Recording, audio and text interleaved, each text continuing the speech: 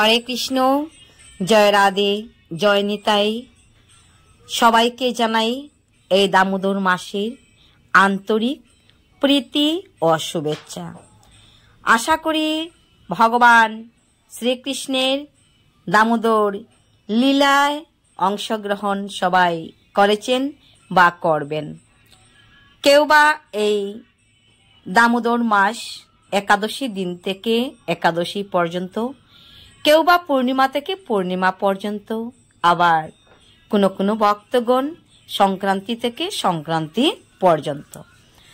এই মাসের নাম কেন দামোদর মাস, বা এই মাসকে কেন দামোদর মাস বলা হয়ে থাকে?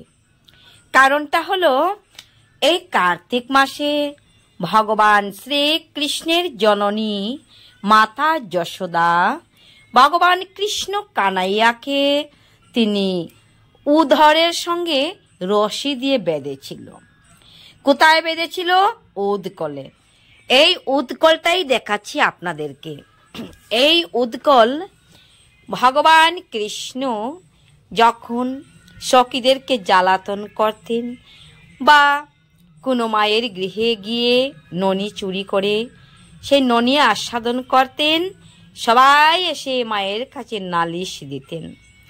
একদিন মা বাধ্য হয়ে কৃষ্ণকে, যে সবার নালিশ সহ্য করতে না পেরে, ভগবান শ্রীকৃষ্ণকে তিনি এই উদকলে বেঁধেছিল। কোথায় বেঁধেছিল? উদরের সঙ্গে। দাম শব্দের অর্থ হলো রশি, আর উদর তো আমরা সবাই জানি পেট। তাই তিনি কি করেছিল? ভগবান কৃষ্ণকে এই দামোদর মাসে অর্থাৎ কার্তিক মাসে উদকলের সঙ্গে পেটের সহিত রশি দিয়ে মাতা যশোদা কৃষ্ণ কানাইয়াকে বেঁধে রেখেছিল। কেন অন্যের ঘরে ননি চুরি করে খাবে?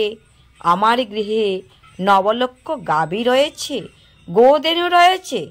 আমার গৃহে স্বর, ননি, মাখন, চানা কোনো কিছুর অভাব নেই। এত টাকা সত্ত্বেও আমার ছেলে, আমার কানাইয়া কেন অন্যের গৃহ থেকে ননি চুরি খাবে আর সবাই এসে আমাকে নালিশ জানাবে? সেটা মা ধৈর্যহারা হয়ে কৃষ্ণকে বেঁধেছিল। কেউ কি আপন পুত্রকে বেঁধে রাখতে চায়? কেউই চায় না। কিন্তু সবার নালিশ পেতে পেতে মা তিনি কি হয়েছিল? যে বাধিত হয়েছিল। এবার কৃষ্ণকে দামের সঙ্গে